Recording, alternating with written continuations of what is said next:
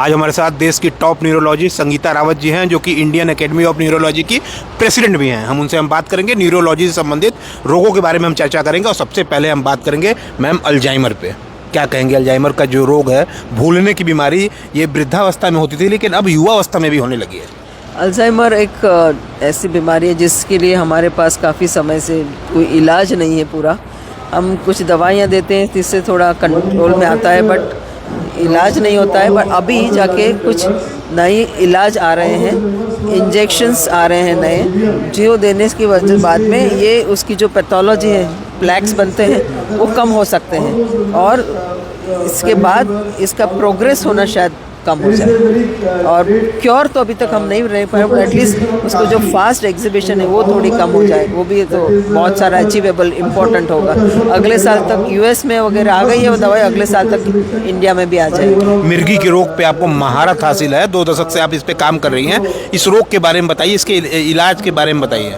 देखिए, मिर्गी एक ऐसी बीमारी है जो बहुत सारे कारणों से होती है, मगर एक बार मिर्गी हुई तो सालों पर उसकी दवाई चलती है। मगर अगर आप दवाई अच्छी तरह से लो तो अच्छे से कंट्रोल में हो सकती है। बट अभी मिर्गी की सर्जरी भी करते हैं। जिन पेशेंट्स में ऐसा मिला कि मिर्गी का कुछ कारण एक ब्रेन के एक जगह पे मिला, पेसमेकर मिला, तो वो पेसमेकर हम ऑपरेशन करके निकाल सकते हैं।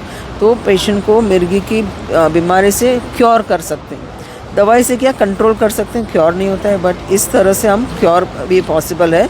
और वो सब जगह नहीं होता, कुछ सेंटर्स में होता है क्योंकि उसके लिए बहुत सारे टेस्ट करनी पड़ती है।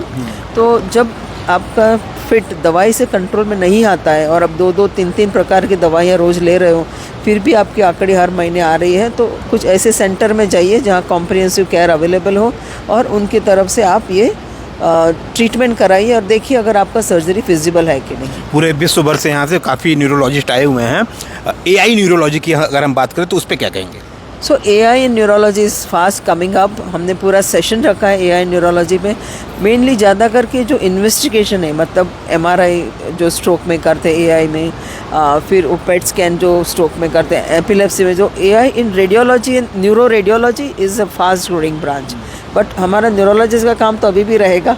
हम क्लिनिकल काम अभी एआई नहीं कर पा रही है, बट रेडियोलॉजिकल पार्ट जो न्यूरोलॉजी का है, दिमाग का जो MRI, CT scan, PET scan, वो सब में एआई बहुत तेज़ी से बढ़ रहा है। पार्किंसन रोग भी काफ़ी है, लोगों में होता है। इस तरह की तमाम बीमारियां हैं, इससे कैसे बचा जाए, बचने के बारे में बताइए। जैसे मिर्गी के बारे में है, सबसे अल्जाइमर तो बहुत ज़्यादा है, इससे बचा कैसे जाए? नहीं, अभी एक है, बहुत सारे यंगस्टर्स लोग ना कंप्लेन करते हैं हम भूल जा रहे हैं। तो उसमें एक्चुअली उनको अल्जाइमर नहीं, बट वो मल्टीटास्किंग करते हैं। एक बार जो मोबाइल है, एक बार जो दूसरा कंप्यूटर पे काम कर रहे हैं, तीसरी बार किसी, तो ये मल्टीटास्किंग से आपका अटेंशन स्पैन कम हो जाता है। और जब अटेंशन स्पैन कम होता है तो आपने जो बात किया आप भूल जाते हो, फिर आपको लगता है मुझे भूलने की बीमारी हो गई।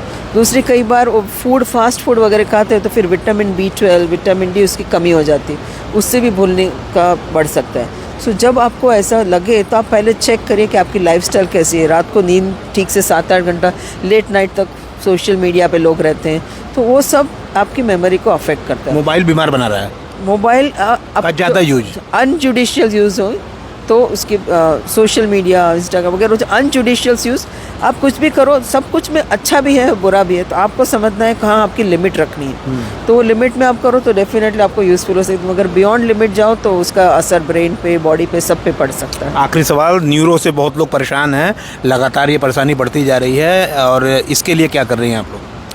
So Indian academy of neurology ने इस टाइम पेशेंट एजुकेशन फिल्म्स बनाने का चालू किया है। सो मैंने ये टाइम 3 फिल्म्स रिलीज़ की है जो 2.5-3 मिनट की हैं और हिंदी में हैं।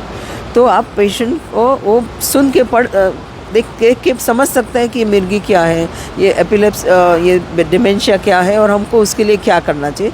तो ऐसे हम और फिल्म बना रहे हैं, तो जो हर सोशल मीडिया पे हम डालेंगे तो पेशेंट अपने आप वो देख के अपना डिजीज़ के बारे में समझ सकता है। सो एक नया इनिशिएटिव है। फिर हम पॉडकास्ट कर रहे हैं, सोशल मीडिया ज़्यादा कर रहे हैं, तो ये सब चीज़ों से पेशेंट को जरूर। ब्रेन स्ट्रोक भी हो रहे हैं, लोगों को अचानक से हो जाते हैं। ब्रेन स्ट्रोक तो मतलब पैरालिसिस तो है ही। आजकल देखा है कि कोविड के बाद थोड़ा यंगर एज में ब्रेन स्ट्रोक होता है, तो उसके लिए अभी स्ट्रोक रेडी हॉस्पिटल, मतलब आप पहले 4.5 घंटे में आ गए तो आपको थ्रोम्बोलिसिस इंजेक्शन देते हैं, और पहले 24 घंटे में आए, अगर आप 4.5 में नहीं आए 24, तो बाद में हम स्टेंट डाल सकते हैं या फिर उनका क्लॉट रिमूव कर सकते हैं। आखिरी और ज़रूरी सवाल, न्यूरोस की जो रोग हैं इससे कैसे बचें, कैसे इसे वो करें?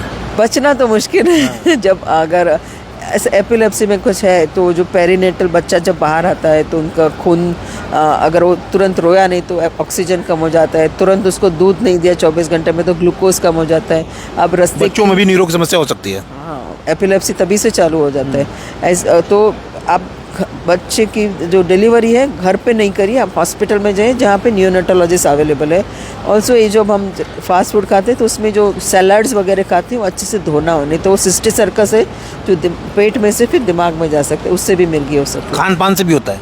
खान पान से भी होता है, जो अगर वो जंतु आपके पेट में गए तो वो ब्रेन में जाके बैठ जाते हैं तो उनसे भी हो सकता है। तो ये सब चीज़ प्रिवेंटेबल है।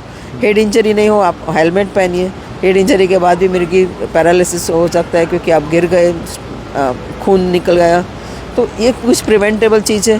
बाकी सब चीज़ तो प्रिवेंटेबल नहीं है, बाकी तो जो होता है होता है। ये थी हमारे साथ संगीता रावत जी, धन्यवाद।